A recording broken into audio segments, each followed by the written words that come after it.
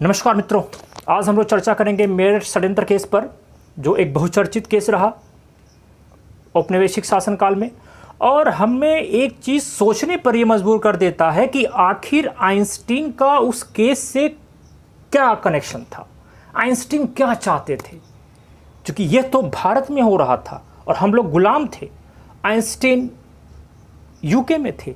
आखिर उन्होंने कैसा प्रयास किया था या नहीं।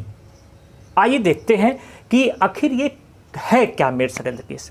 तो मेरठ षड्यंत्र केस को पढ़ने के लिए आपको एक चीज़ ये जानना होगा कि इस केस का संबंध जो है कम्युनिस्टों से था। पहली बात, किससे था?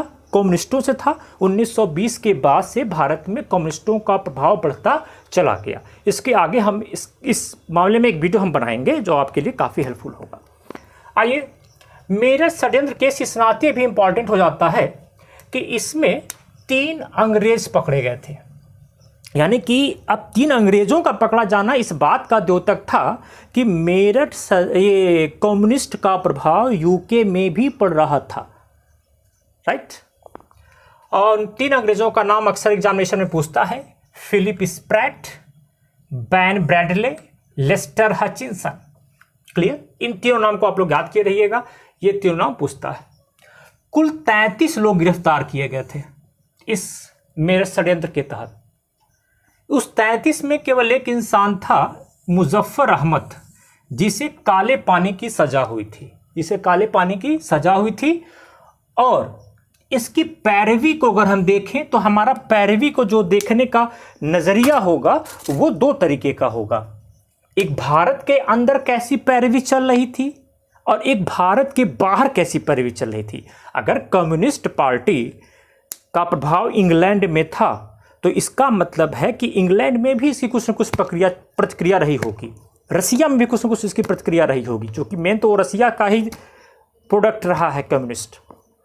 तो देखते हैं, हम पहले इसके भारत के संदर्भ में जो इसकी पैरवी थी उसको देखेंगे। भारत के संदर्भ में इसकी पैरवी को देखें तो हमारे पास वकीलों का एक समूह मिलता है जो इसकी जबरदस्त पैरवी कर रहा था, जो एग्जामिनेशन में आपके पूछा भी जाता है। जवाहरलाल नेहरू, M.A. अंसारी, कैलाश नाथ काटजू, M.G. छागला। याद रखिएगा, जवाहरलाल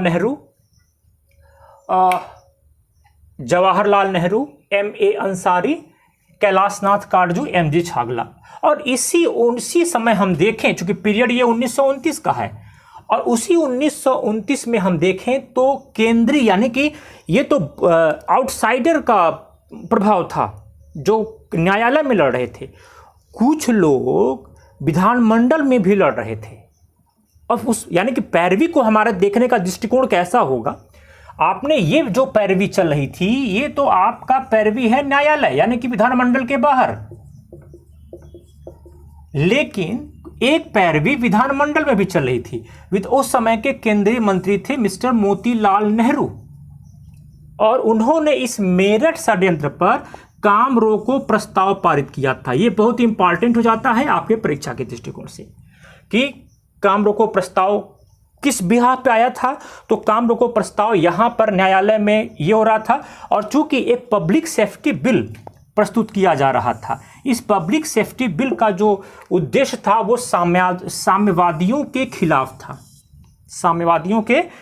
था, राइट। तो इस पब्लिक सेफ्टी बिल पर मोतीलाल नेहरू ने काम रोको प्रस्ताव लाया। ठीक, अब देखते हैं कि भारत के बाहर क्या था। आइए फेज 2 में आते हैं। भारत के बाहर क्या था? भारत के बाहर जो पैरवी किया वो वैज्ञानिक आइंस्टीन ने किया। ये बहुत ही बड़ा न्यूज है आपके लिए। वैज्ञानिक आइंस्टीन ने किया।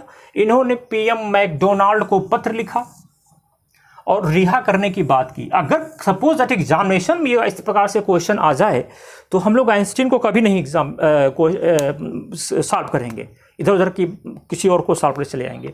क्योंकि वैज्ञानिक आइंस्टीन ने PM मैकडोनाल्ड को पत्र लिखा था, उसमें PM मैकडोनाल्ड प्रधानमंत्री थे और उन्होंने रिहा करने की बात की थी। यदि आपको मेरा वीडियो समझ में आया हो तो उसे लाइक करें, सब्सक्राइब करें, शेयर करें। धन्यवाद।